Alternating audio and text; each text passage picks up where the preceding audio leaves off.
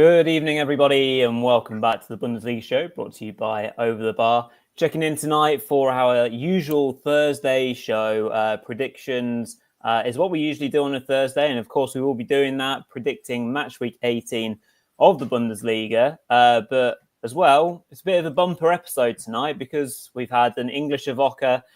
We've had match week 17 in between us recording our Monday pod as well. So we're going to do a bit of reflection on match week 17. How could we not? So many big games, so many big results. Before we get into all of that, joined by you, as per tradition, if I can get my words out, by Mark over in Nuremberg. How are you doing this fine evening? Yeah, I mean, absolutely flying. What a weekend of Calcio that was. Yeah, it's been a superb week. The Bundesliga's well and truly back the last 4 or 5 match days, hasn't it? I mean, we're getting those crazy games back. We're getting the entertainment back. We're getting upset shocks. We've got a title race, a relegation race. What more do you want? Yeah, precisely that. Loads to get stuck into. We'll probably do another quick transfer update as well. I've been jotting down my notes, been following all the transfer gurus as much as possible. So we'll give you the need-to-know info as well on all those movements. Before we do and get into it, just the usual little bits of admin. If you can, of course, leave a thumbs up on this video. That'd be grand. Comment along. Can already see that FPL Senor Sam has said good evening, guten Abend. And Justin also checking in. Good evening or good morning to you, Justin. Thanks for tuning in. Hopefully we're in for a great show. Make sure you sub as well. Obviously big shout out to our 2 partners, Bundesliga Boxes and of course bullynews.com.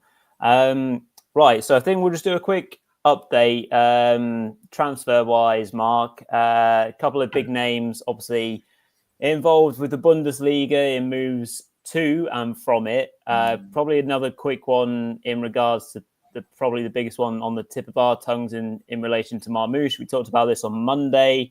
We knew that Marmoush was probably going to be involved for Frankfurt, as he was, and he did very well, scoring again on Wednesday evening, or Tuesday rather. But it sounds like the move to Man City, regrettably, is moving closer and closer as the teams get closer on a fee, what is probably likely to be a fixed fee. That's the murmurings that are happening right now. So yeah, it looks like it's going to go through. We don't know, obviously, if again, is Marmoush going to play on Friday night game, which we'll talk about and predict against Dortmund, because that's a huge game as well. So what do you reckon? Looks like he's going. Will he be here Friday? Will he give Frankfurt another leaving present? What do you reckon to this one? In my eyes, yes to both questions. I think he will go definitely by the end of January, but I think that he will play on Friday as well. I just want to, I did mention this on Monday, but I just want to give more credit to Marmoush and the way he's conducted himself during this transfer window. I mean, how often do you see that these days, that players continue to play through what is going to be a life-changing transfer for him? Let's not forget that. I mean, the money he's going to be earning at Man City is going to be dwarfing what he's getting at Frankfurt, and he's going to be going from a very well-paid young man to a multi-millionaire basically overnight. So I mean, and the fact that he's been turning out for Frankfurt, scoring winning goals, playing his heart out. I mean, I think he deserves one more kind of big swan song against Dortmund potentially, and who would back against him scoring in that one. So respect to the man. I think for Frankfurt, it's still a good deal. If they do get the 80 million, it's one hell of a deal for them. As I mentioned, they did pick him up on a free, I believe, just 18 months ago. So, I mean, if you look at the pure profit there, it's astronomical, really. I mean, is he really worth 80 million on current form? Yes, but obviously he's not.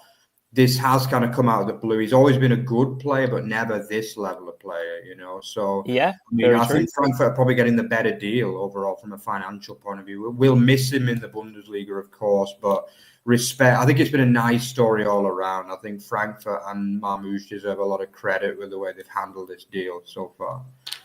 Yeah, no, absolutely. I think I agree on your points there.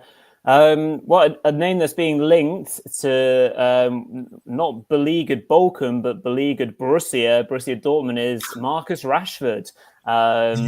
He's been linked with everyone, but latest breaking from Florian Plettenberg, who's obviously the Bundesliga guru who's out there, has said that Dortmund want this to happen.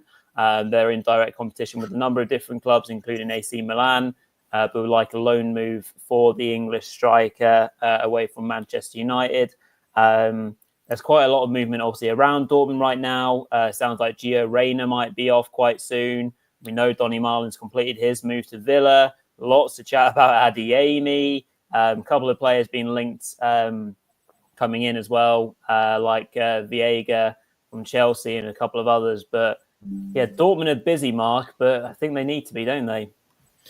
Yeah, I mean, if they get Rashford through the door, it's obviously a top tier signing. I mean, a man who's applied his trade, in the Premier League, scored a lot of goals, although maybe not quite as many as Man United would have wanted over the years. But at the end of the day, this is a coup for the Bundesliga if he comes, and yet another English face as well, another England international. And I think it'd be a good move for him as well. I mean, he's going to love the atmosphere playing in Germany. So many English players have found a home in the Bundesrepublik in recent years, and I think pretty much all of them have done well too. So I definitely think it'd be an attractive move for him and for the Bundesliga, and of course for Dortmund is exactly what they need, I feel, because it has been a pretty wretched season for them in the large part, and they're just lacking that pace, aren't they, which Rashford will give. And I think it fits the team. It will be interesting to see how they go, because he does prefer being a number 9. I don't think they'll play him as a number 9. I think he'll play on the left wing, I would imagine. Wow. So yeah, it is going to be interesting to see. I think the Marlon loss is a big one, though. But you'd still say that ultimately Rashford is a step up on Marlon. I would imagine that. He is, but then you say, well, yeah, Rashford prefers to play off the left, like you said, but he's not going to play ahead of Gittins, because that's where Gittins is operating. Yeah. And Rashford doesn't operate very well off the right. So honestly, it's an interesting one for them. He's not a number 10. He wouldn't play in a partnership really with Guirassy. So yeah, does it fit the bill for Dortmund? I don't know. And maybe they need a midfielder and a defender more, to be honest, because I mean they have been scoring goals, but the midfield looks weak as water really at the minute. So I feel as though that's where they really need to strengthen more than anywhere. But I mean, you wouldn't turn your nose up at a guy like Rashford. I mean, he is a top player. He's had a good career, although not a great career yet. So it is an opportunity for both sides to kind of potentially up their game with him in the team. Yeah, absolutely. FPL, Sam saying it would break his heart as a Liverpool and Dortmund fan if Rashford came. You can imagine that would be an interesting mixture of emotions there. Justin also saying the only downside of the Bundesliga is that most top-tier players end up in other leagues because of the money, unless they go to Bayern. Speaking of Bayern, it seems that they've beaten everyone to the punch in regards to Thomas Bischoff. Big breaking news that last night as well, that he is going to pretty much sign and seal that he will go to FC Bayern München in the summer on the free transfer, obviously because his contract's up. So not only did they batter Hoffenheim, they've also nicked their best player in the same night. So that's obviously big breaking news. Bit disappointing, do you think, Mark? Obviously we're not anti-Bayern on this show, but is he going to play at all? They're so loaded, that squad. Is he ever going to play? I don't think he's going to play for a while, no. And I wouldn't be totally shocked to see maybe this year he could even go out on loan, potentially. Maybe even back to Hoffenheim. I don't think that's impossible. And the same with Urbig as well, obviously the goalkeeper from Köln. Because neither of them are going to be anywhere near the first team this year, really. And obviously the young man, Bischoff, he's used to playing first team for the last 18 months or so. So he's going to want to play. But at the same time, will he be happy just to get out of the toxicity at Hoffenheim, because, I mean, it's a club that's just only on the down by the look of it. So it might even be possible he could even get a more high-profile loan, potentially to, the likes of someone like a VfB or a Leipzig even, because obviously he is a talented player, but he's not quite ready to get in that. I don't think he's quite ready to get a regular spot in that Bayern Munich team yet. Yeah, no, 100% agree. And then one other transfer I just wanted to mention, that Holstein Kiel have broken their club transfer record to sign US national team player left back John Tolkin from New York Red Bulls. So another American coming to the Bundesliga as well. So hopefully he does well. And I mean, as we can transition as nicely as we possibly can, we will now start to think and talk about match week 17. And where better to kick off and start, Mark, than with the Tuesday night thriller in Kiel, at the Holstein Stadion. It was a crazy match, an unbelievable historic evening and result for Holstein Kiel as they defeated Borussia Dortmund 4-2 on the evening. A match of two halves in a sense that Kiel were unbelievable in that first 45 minutes, scoring not fluky goals. These were three high quality goals. The first time just showing desire to win the ball off Julian Brandt, really weak in the midfield play from him. And then Shuto Machino managing to pop it in for 1-0. They didn't relax there, and nor could they, because they knew they would need a number of goals. The second goal coming from Jerez, his unbelievable form and rise continues. To think that he was playing fourth division football this time last season is crazy, and he got on the end really nicely. Good desire to get on the end of a Rosenboom cross. Then it was 3 before half time, amazingly enough, when Bernhardsson, who'd already got an assist, managed to slot in on the break as the Dortmund defence was nowhere to be seen. Then we get into the second half, it goes even more crazy. Although it went quiet for a little while as Kiel sat back and they looked pretty comfortable until the Reina goal. And then you're thinking, oh, here we go. Here comes the comeback. Gitten's deflected shot makes it 3-2. Holtby then gets you're going to go mad, aren't you? I was going mad when I was following this game. Yeah. Yeah, as soon as I saw that Holtby red card, I was like, Christ, I can't imagine what you're going to say about him. And then, it's all bedlam until Fite up manages to break from the corner because Kobel had come up and slot into an empty net to confirm the result. This was a bonkers match. Great watch. I think we should at least start. Let's just start in terms of, we know there's a lot of negativity around Dortmund, but let's praise Kiel because they were superb. Yeah, I mean, that first half they showed up is as good as any half from a promoted team I can ever remember, to be honest with you. I mean, maybe the last time we're looking back was the first half when we saw VfB, when we first started doing the show, when they played at Dortmund, if you remember that one. Yeah.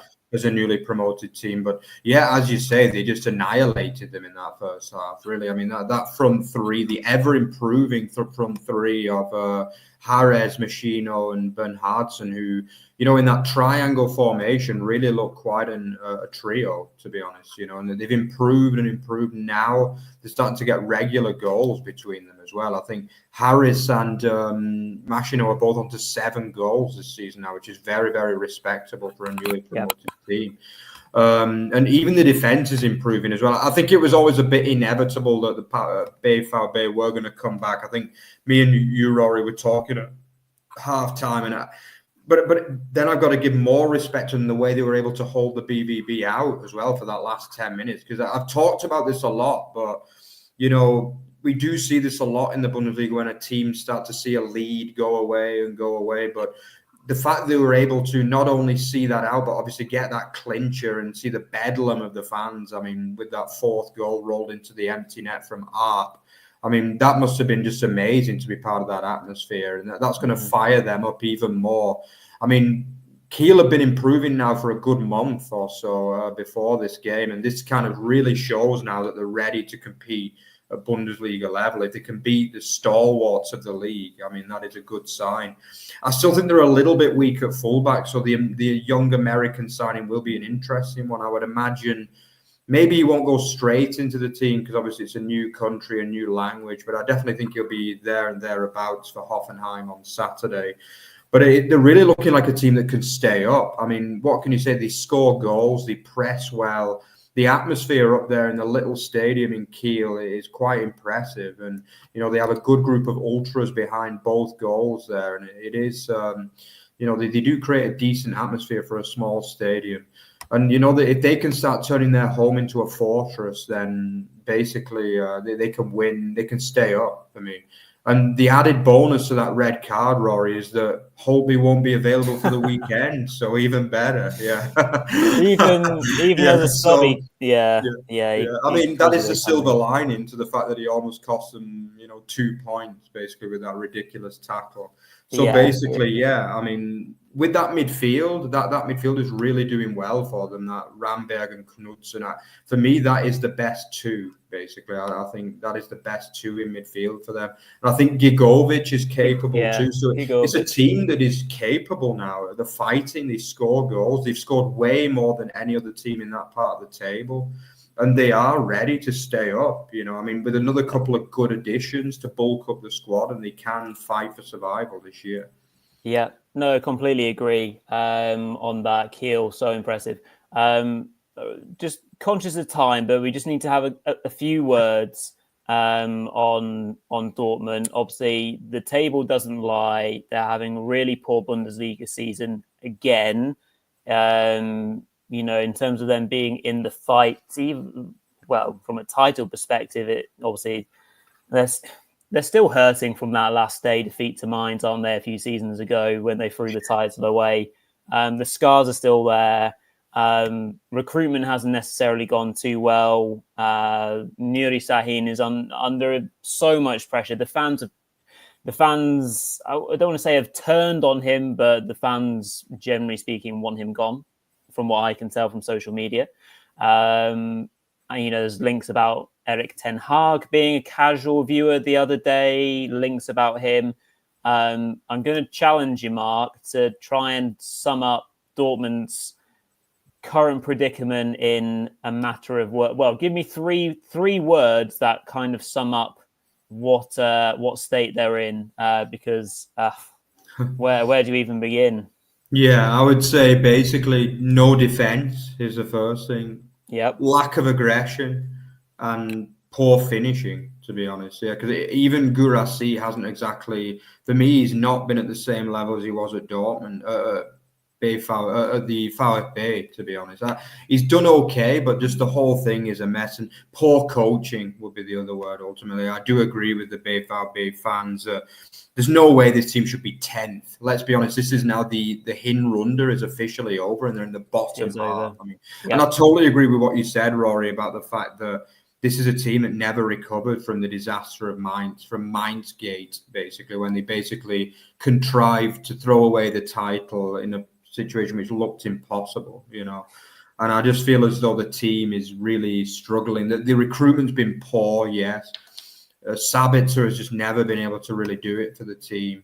Schlotterbeck only seems to perform in the Champions League for some reason, and the same with Chan.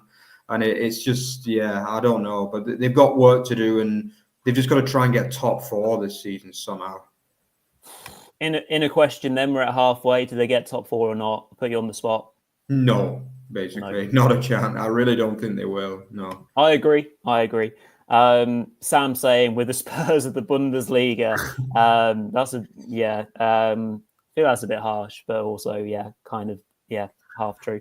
Okay, let's move things along because, there are loads of games and, we've already been going 20 minutes. We just love... there's just so much to talk about, isn't there? Mm-hmm. Let's give a bit of attention and credit then to two big home wins on Tuesday night, respectively for Wolfsburg and for Eintracht Frankfurt. Firstly, Mark, Wolfsburg, involved in a close match to start with. The first half was pretty, tete-a-tete. Gladbach had a lot of the ball. But couldn't do much with it, and then found a way to capitulate. Obviously, they were missing Kleindienst and Honorat, who they clearly missed from an attacking point of view. But Wolfsburg turned it on and looking a serious team under Ralf Hasenhüttl. Yeah, I mean, it's always been a team stacked with quality, hasn't it? But I did find the formation interesting in this game. They went so attacking in this game. And I think one of few situations where they've actually started both Amura and Wind as well. And it really worked, to be honest. I mean, it really worked a treat. And it was actually really nice to see Lucas Nemecha come off the bench and get a double as well, because he did actually come on when myself and Peter saw Wolfsburg a few weeks ago live, and he played really well. He was only on for about 20 minutes, but he played well, and we both said he's a player that's going to come back and do some damage, and it's great to see him get on the score sheet. I think aside from Killian Fischer, to be honest, at right back, it's a really good squad. I think Dardai has been a breakout star. Maxi Arnold, as he's been for about the last decade, is just the evergreen. He holds that midfield, and his set plays are so important to them. And they've got two really good strikers, basically, Amour and Wynn. The defense, for the first time in years, is looking good. I really like Favreau, particularly. I think he's going to be the old-fashioned. He is. He's a proper old school. I mean, he's obviously the replacement for Maxence Lacroix, and I guess he got similarities in some way. He's a massive guy too. When you see him live, he's enormous. Yeah, he looks double the size of like anyone else on the pitch. And he looks really good. Good to see Mailer, who's never really quite done it really for the team. Scored a nice goal. Yeah, he did. Yeah, so it's good to see him. Hopefully, this is what happens when teams start winning games. Players come out of the woodwork and start finding form. Basically, everybody loves to play in a winning team, don't they? And it's great to see from Wolfsburg. I mean, we've given them criticism on the show before, but I really like the way they're playing at the minute. Even the games they lose, they're competing and they're fighting, and they're starting to get a team they can finally be proud of again for the first time since Ollie Glasner, for me. Yeah, absolutely. So a great win for them, and sees them climb the table in the mix for Champions League, you have to say. Also Frankfurt came from behind after Ritsu Doan had put Freiburg ahead. And then, again, a really impressive second half display from there was lots of, second half onslaughts this match week. No more so in the second half in Frankfurt after Robin Koch had equalised from a Marmoush corner. Another assist, but yet another goal for Marmoush, obviously scoring on the rebound this time to make it 2-1. Ekitike scored the third after being played in really nicely by Goetze. And another great moment for Collins, who got his first Bundesliga goal after the Freiburg's defence was a little bit missing and, uninteractive, shall we say, during his dribble. So, again, Frankfurt, like we said, Mark, I think the other week, the winter break came at a very nice time for them because they've reset. And you would understand that all this going on with Marmoush would distract them and would put them off. And, the fact that they weren't doing too well pre-Christmas, that they would carry on that. But they have reset so well, got back involved, certainly kind of reaffirming their desires, at least for top four and Champions League footy. But I suppose the big question is for Frankfurt and Frankfurt fans alike is what happens life post Marmoush. So we've obviously got, players that can come in for him. Manantovic is a good young striker. A few other players that might be able to fill in or they could change shape. Pressure then falls on to Ekitike and anyone new that they bring in. So, I guess there's just that big question of what happens after Marmoush leaves. Yeah, I actually don't think it's going to be a case that they fall apart. I really don't. I think they're more than just Marmoush. I think there's been so many good breakout stars for this team. And again, having seen them live this season, you can really see how it works. I mean, Marmoush is just like their magician, basically. Like, he's everywhere. He almost plays like a Messi kind of thing. Like, he's all around the front line, and he's clearly just a man that's just on fire, basically, at the minute. And you could see that in the game when he played live. But you do realize that the team is not only about him. Like, Teata gets a lot of ball too, and he's really important for bringing the ball out the back. He's going nowhere. And Nathaniel Brown, I know I'm biased because he's a former Nuremberger, but he really is important because he just makes these brilliant runs forward. And I do think they have options as well. Let's not forget our other former Nuremberg man, Chan Ozun, who, in my opinion, hasn't been able to get in the team simply because their attack has been so good. So he is actually, in some ways, for Nuremberg last year, he was a kind of similar player to Marmoush, obviously at a lower level, but he can play all around the front and he's very skillful. He's fast. He can finish. So he could be the one that kind of benefits from this transfer. And I think, as you say, Matanovic, might get more game time, but he's more of like a classic old school number 9, which is not really good in how the Frankfurt air. have been playing. Yeah. I think he's good as a kind of impact sub if you're losing a game to put a bit of pressure on the defense, but they seem to prefer the kind of fluid front line. So I wouldn't be surprised if Chano Zun goes immediately in there and replaces him, actually. And I would imagine there will be transfer activity, because I mean, they're going to have 80 million in the pocket, and they're playing in Europe, so it's not like they're short of cash anyway, really, at the minute. So I do think they'll invest at least 10, 15 million of that immediately, I would imagine. Let's hope so. Let's see what they do. Right, moving on to a crazy game as well, and then we'll kind of fly through the games a little bit quicker and get on to predictions. Werder 3, Heidenheim 3. The away side managing to come from behind on 3 different occasions. This was a wild game as well. Very hard to keep a track of. Bremen up in the first few minutes or seconds, rather. 45 seconds, I think it was, for Gürtel to get his first goal. Schuppner then managed to get the 1-1 after he did well to curl in from the edge of the box after Vanna maybe should have scored before that. The second half was just as crazy. Dusch managing to get making the most of some maybe questionable goalkeeping from Muller for 2-1. Then Zivadze managed to help get an assist for Kerber to make it 2-2 from a cross. Gruhl then finishing off nicely on a 1-on-1 chance after being played in by Steger for 3-2. And just when you think Werder would get a good, a very good result, it was quite an even game, this. Substitute Scienza able to curl in a beauty of a free kick. We saw some really nice goals again this week, but that was a delightful free kick for 3-3. Just quickly, Mark, frustrating for Werder not to get the 3 points, but promising for Heidenheim to show great bottle and fight to come back not once, not twice, but thrice. Yeah, I mean, clearly Heidenheim are going to be buoyant after that. I mean, nobody really gave them much of a chance in this game, despite the good win against Union the week before. So to come and score 3 goals at Werder is really some effort, especially all from behind as well. Makes it almost seem like a win in some ways. For Werder, it's been obviously an underwhelming start to the 2025 after a very good 2024.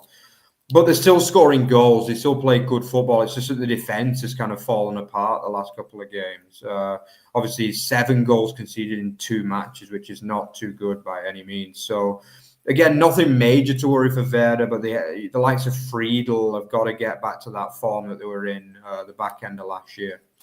But yeah, more glow-ups for other players like Gruhl. He's a player that we don't talk about loads, getting 2 more goals himself. So yeah, Werder continuing to impress and a good point for Heidenheim overall.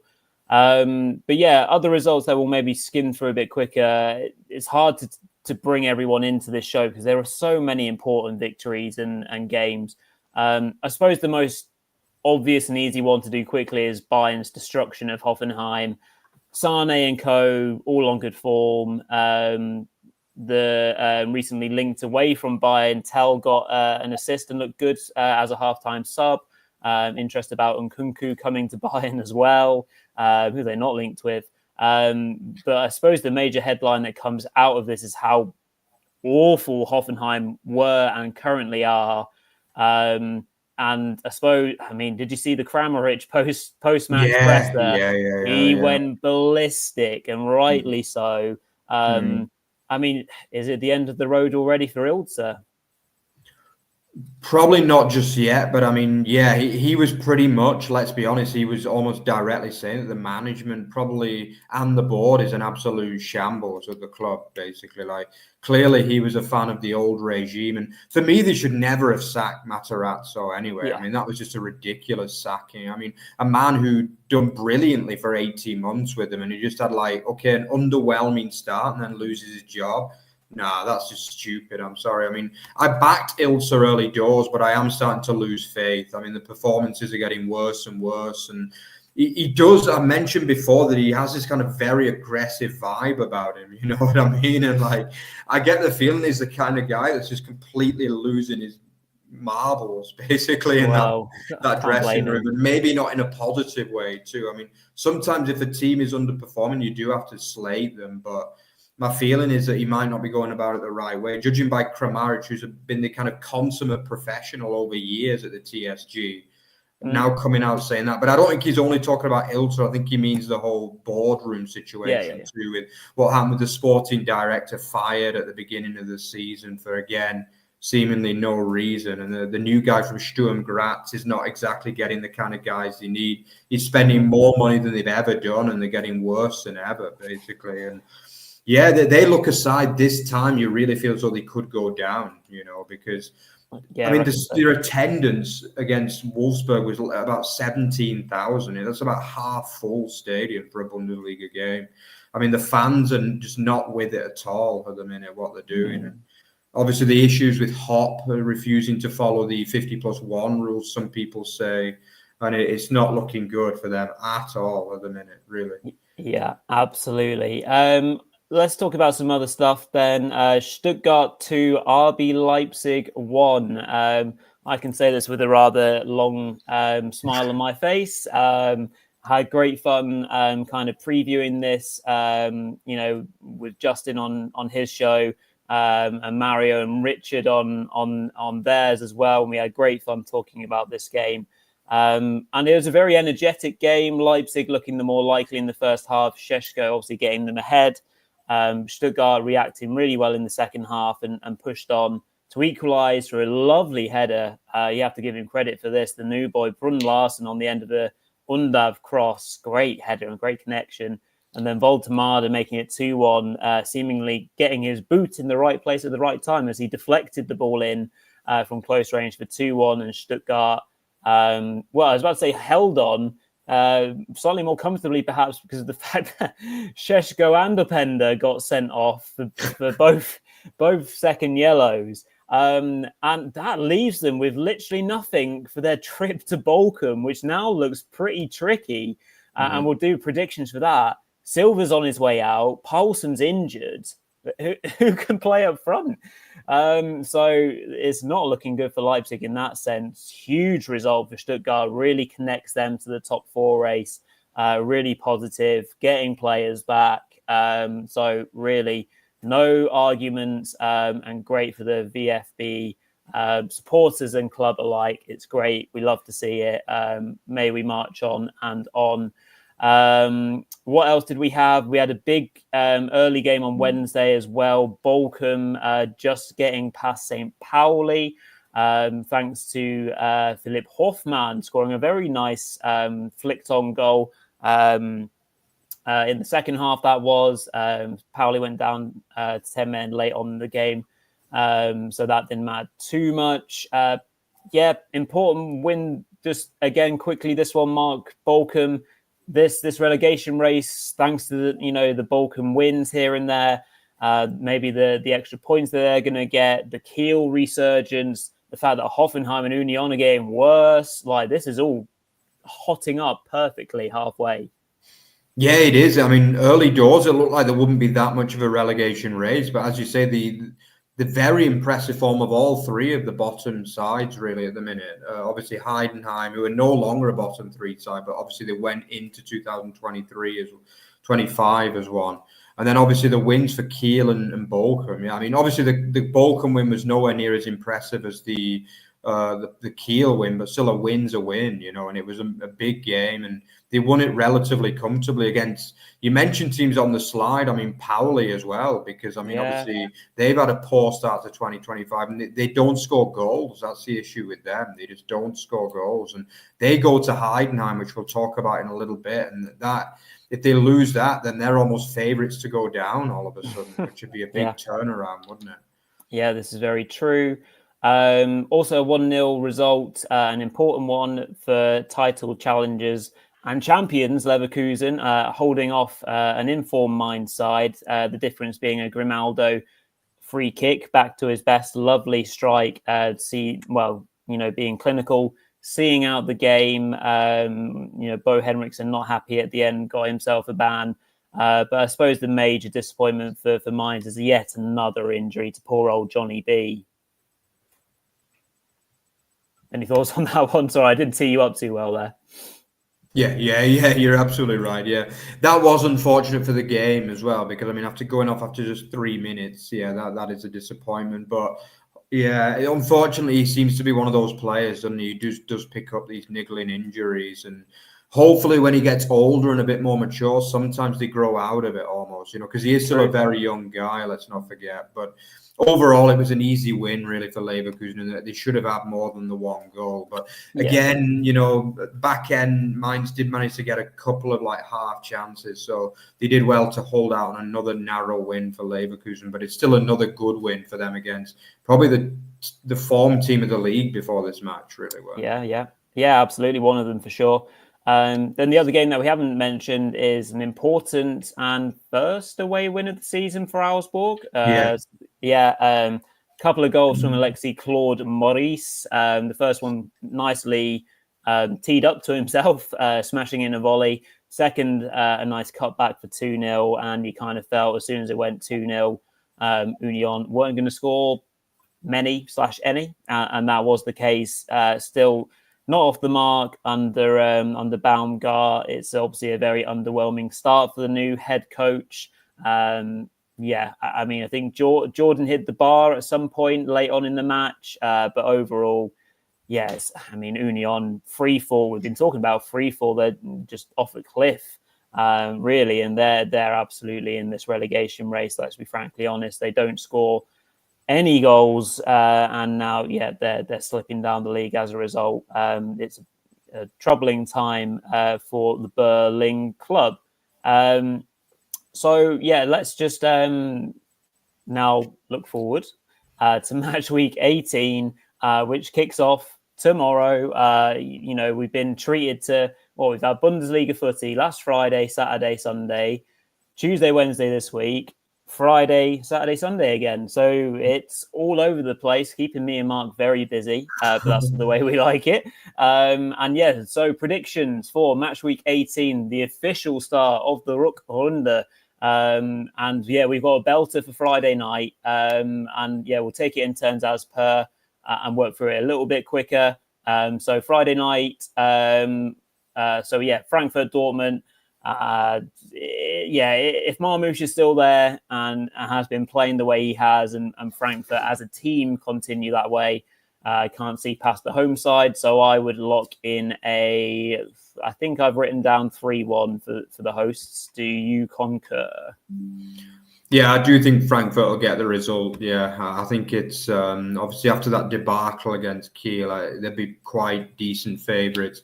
I think Dortmund normally they don't usually lose games by a big distance, so I think it'll be a 3-2. I think this year we've seen a lot of these kind of big games being 3-2 between top sides. So yeah, I think Frankfurt will get the 3-2, but they will be hoping to win and get a big marquee win in this one. So yeah, I'll lead on the next game then, which is obviously the VfB against Freiburg, so a Baden-Württemberg derby. This is a game where VfB don't usually like playing Freiburg. This is a game where the Baden team definitely have the kind of upper hand on the Württembergers in this one. But obviously, Freiburg have struggled against the better teams this season. Freiburg have been one of those teams that they beat the weaker sides, but struggle against the better sides this year. And VfB are definitely fall into the latter category there, especially after the last couple of matches where they've really found the form again. So normally I tend to believe in these kind of bogey team things, and normally I would select Freiburg to at least get something here because they did beat them comfortably on the opening day. Let's not forget with a 3-1 win. But for me, the VfB will kind of use that brilliant second half they put in against Leipzig to win this one as well. I don't think it'll be a walkover, but I think it'll be a 2-1 win. What do you think, Rory?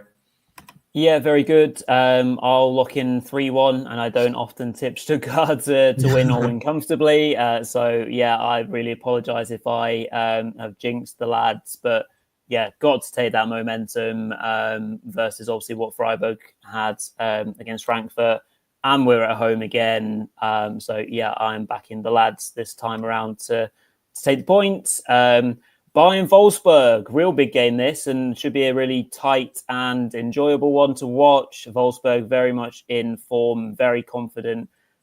as are, of course, the record champions. So I think I've gone 2-2, actually. So, just based on form, nothing in terms of Bayern not being good, but I think Wolfsburg will really test them. And I actually remember this as the first game that obviously they played against each other. First game, and Wolfsburg did cause them problems, and they weren't even in form then. So yeah, fancy a 2-2.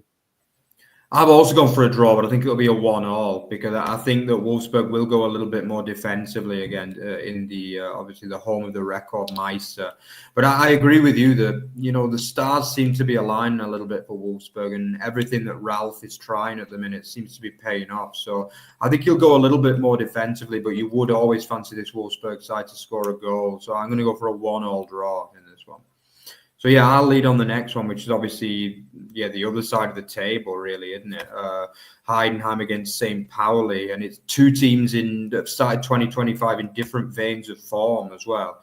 Obviously, Heidenheim picking up 4 points impressively, and Pauli without a point or a goal, after back-to-back 1-0 defeats.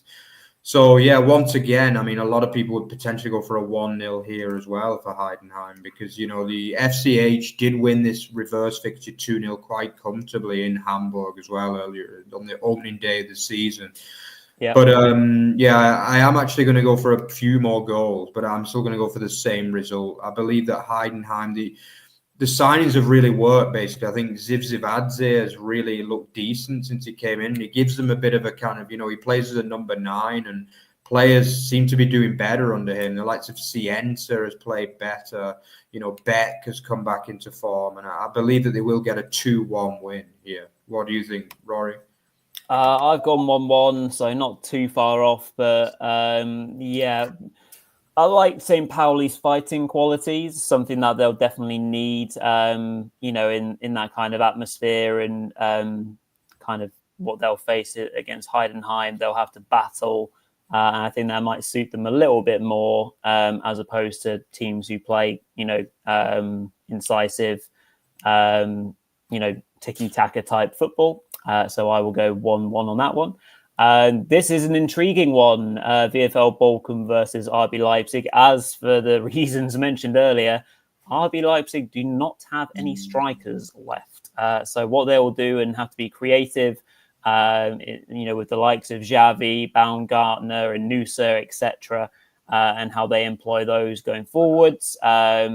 I think Bochum beat Leipzig at home 2 seasons ago, 1-0 or something like that. So they've got a bit of previous, although other than that, their record's not great against Leipzig. Oh, God, what have I gone for?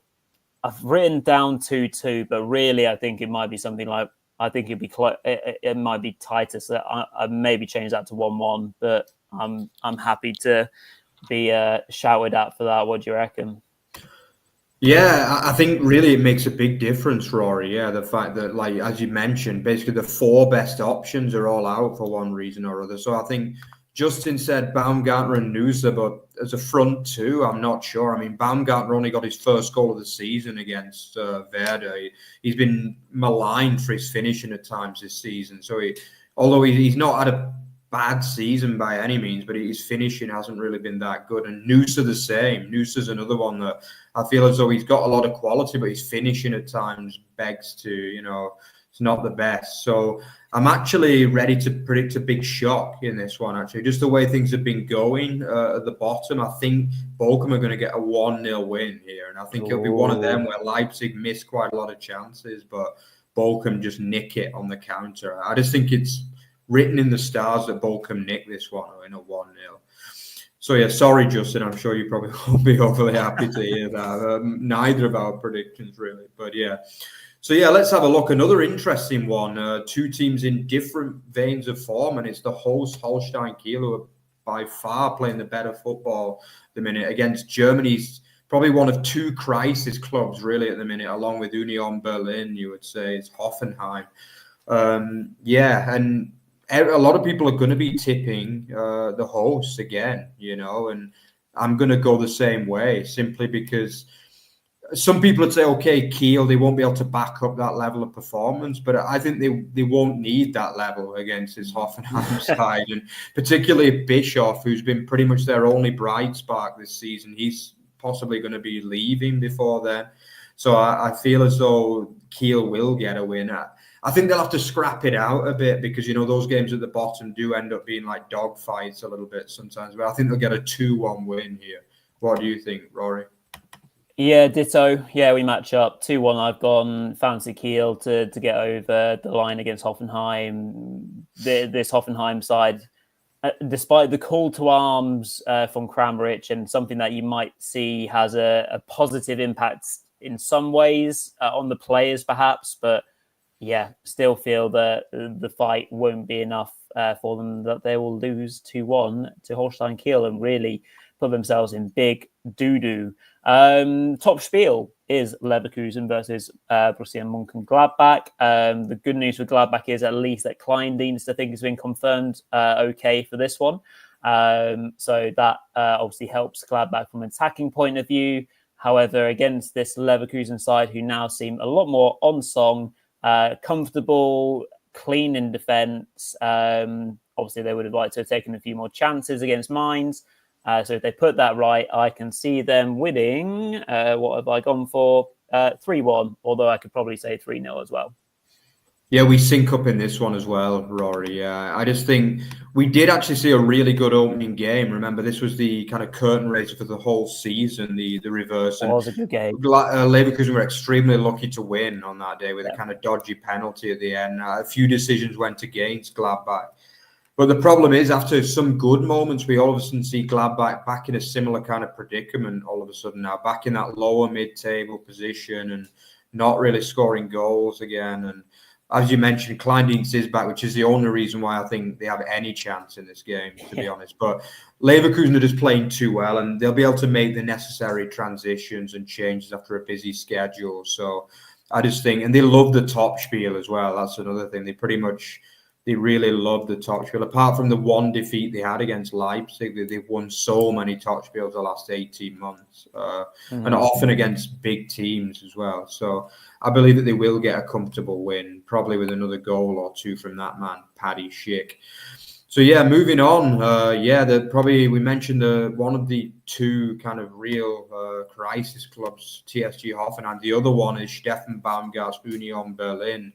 But for probably different reasons, not really what's going on off the pitch. It's just the garbage they're serving up week in, week out on the pitch, basically. And to say that Steffen Baumgart had a bad start is an understatement. I mean, to have games against Heidenheim and Augsburg and to come away with a 4-0 over 2 games is woeful, basically. It really is. And they're playing a much better team than either Heidenheim or Augsburg in this game. Mainz 05. Some people would say this will be a bit of a bogey game for Mainz because everyone's tipping them up basically to win this one. But I just think Union just won't have anything in the tank, really. I mean, up front, that is just a tragedy, really, that front line. Jordan is just not doing it at all. Vertessen is awful. And Hollerbach is basically every manager loves him, but if you watch him, he just has the feel of a Zweite Liga player at times, with all due respect. And I think that Mainz will be the third team to roll over Baumgart's men 2-0 this year. So I'm going to go for a 2-0. What do you think, Rory? Yeah, fair shout. I've locked in 3-0. Even without presumably Johnny Burkhart, I haven't actually read what injury he sustained. So I presume he's out. Players will be able to come back in. Amiri, Nabel, Sieb as well. So yeah, see it being a comfortable one for the away side. And then finishing up Sunday afternoon is Bremen versus FC Augsburg. Obviously, we're just reflecting on what was a really important away and first away win for the FCA, but I don't see it happening this time around in Bremen. I see the home side overcoming their opponents in not a necessarily a walkover, but I feel 2-0 is comfortable and Bremen will continue their good season. Yeah, I mean, yeah, I also think Bremen will come back. I don't think either of these two teams' current form will really factor too much into this game. I think Bremen will dust themselves down and get a win in this game. I think due to the fact that Bremen are conceding a few at the minute, they'll give Augsburg to get a goal, but I think it'll be a 3-1 in this case because I think Bremen is still scoring so many goals through the likes of Gruel and Dutch, so it's going to be too much for that Augsburg back line. But I do want to give credit to Zesinger as well, though, because he looked really good on debut last night, the loan signing from Wolfsburg. And he gave Augsburg that kind of impetus to finally keep a clean sheet on the road for the first time in years, maybe. I don't know, but it's been a long time. And yeah, respect to them for that. I mean, it was a big turnaround as well for the FCA. But I think this is too much to go to the north of Germany again and pick up anything from this game. So yeah, so let's just have a look at the table just before we finish. So Bayern should still be leading, but potentially with a reduced lead as well, if myself and Rory are right predicting a draw. And then Eintracht closing the gap again on Bayern, staying within that title race, and potentially the VfB for the first time this season going into the top four. We'll see.